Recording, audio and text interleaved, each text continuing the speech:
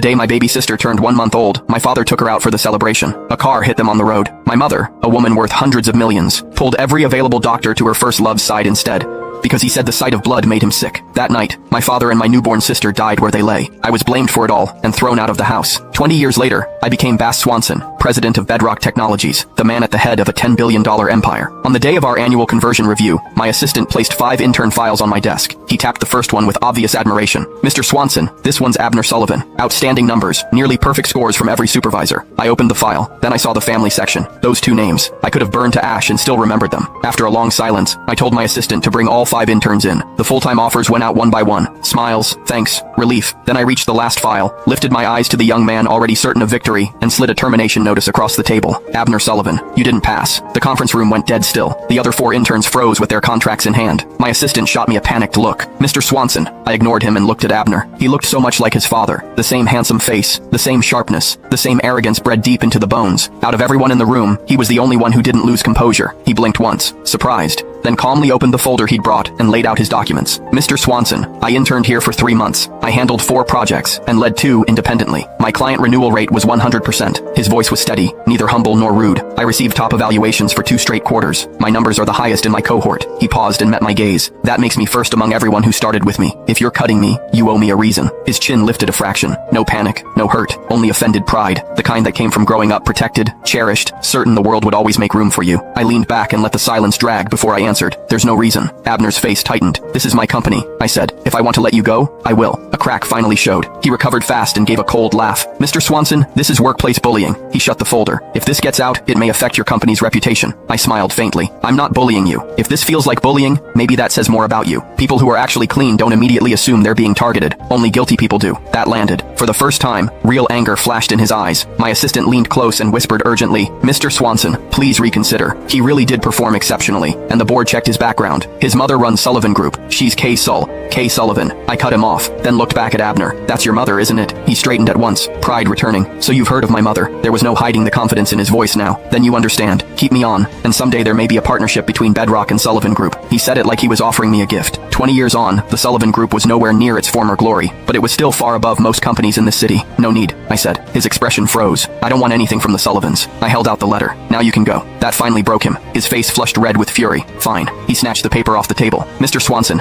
I'll remember today. I hope you won't regret it." After he left, I dismissed the other interns too. My assistant was still trying to process what he'd seen. "Mr. Swanson, why would you do that? Sullivan Group is declining. Yes, but it's still a giant. Firing the Sullivan heir in public isn't wise." "Finished?" My tone shut him up. "Make copies of every project file Abner Sullivan touched."